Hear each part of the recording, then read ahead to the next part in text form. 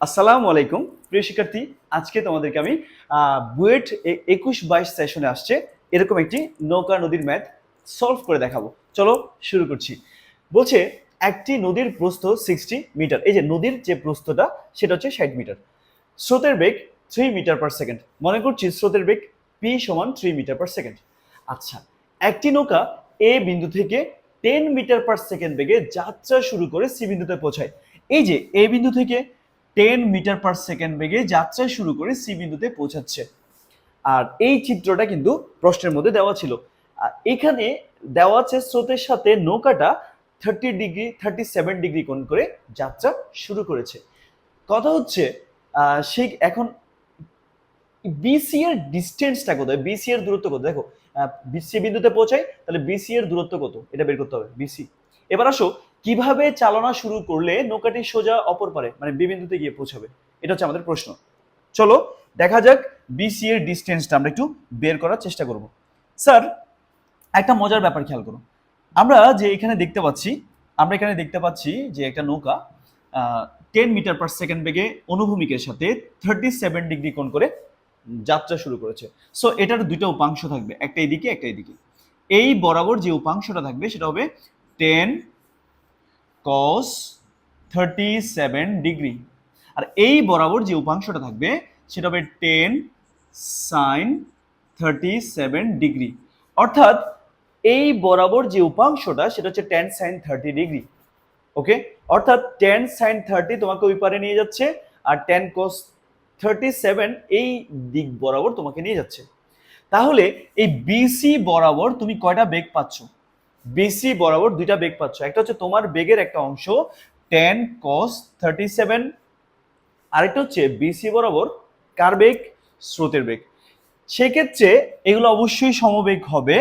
আমরা লিখতে পারবো বিসি, এই যে বিসি এর ডিস্টেন্সটা বিসি সমান ভি ইন্টু টি।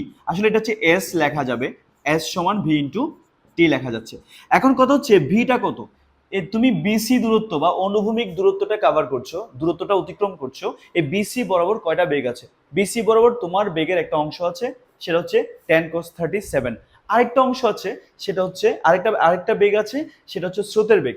তাহলে বিসি বরাবর দুইটা বেগ আমি পাচ্ছি, একটা হচ্ছে 3 আর আরেকটা হচ্ছে 10 cos 37 ডিগ্রি।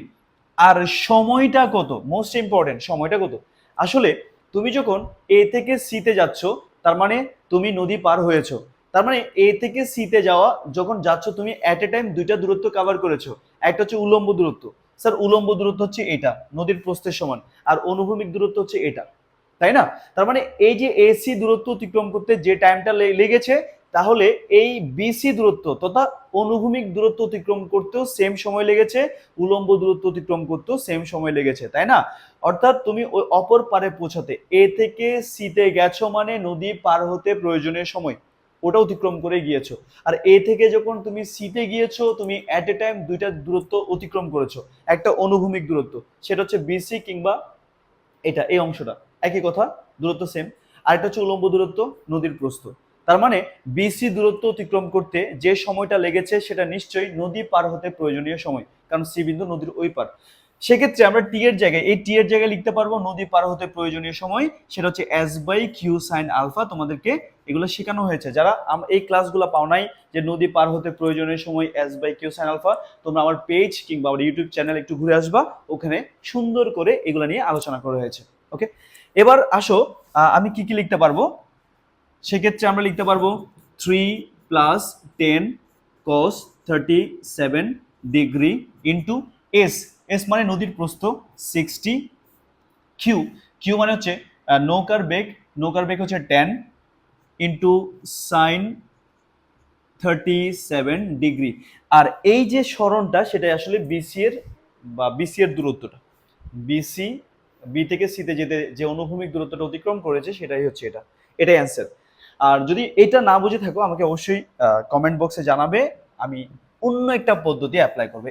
এই ম্যাথটা আমি 4-5 রকম ভাবে তোমাকে করাইতে পারবো। সো এটা সবচেয়ে পপুলার ওয়ে, যদি না বুঝে আমাকে জিজ্ঞেস করবো। এক, এবার আসো 2 নাম্বার ব্যাপার হচ্ছে কিভাবে চালানো শুরু করলে নৌকাটি সোজা বি বিন্দুতে গিয়ে পৌঁছাবে? তার মানে আর আর গিয়ে পৌঁছাতে চাচ্ছে, তো কিভাবে চালনা করতে হবে? অবশ্যই স্রোতের সাথে একটা নির্দিষ্ট কোণ করে, এই যে আলফা কোণ করে চালনা করতে হবে, আর আর গিয়ে পৌঁছাবে। তো আর আর গিয়ে পৌঁছানোর ক্ষেত্রে আমরা আলফা সমান লিখতে পারবো cos inverse minus P by Q, এটা আমরা সবাই জানি। অর্থাৎ আর আর বা সোজাসুজি বিপরীত বিন্দুতে পৌঁছাতে হলে যদি স্রোতের সাথে আলফা কোণে নৌকা চালানো হয় বা সাঁতার কাটা হয়, সেক্ষেত্রে আলফা সমান লেখা যাবে cos inverse minus P by Q. P হচ্ছে স্রোতের বেগ আর কিউ হচ্ছে নৌকা বা সাঁতারের বেগ। এক্ষেত্রে আমরা লিখতে পারবো cos ইনভার্স মাইনাস পি এর জায়গায় আমি লিখতে পারবো স্রোতের বেগ 3, আর কিউ এর জায়গায় আমরা লিখতে পারবো সাঁতারের বেগ 10।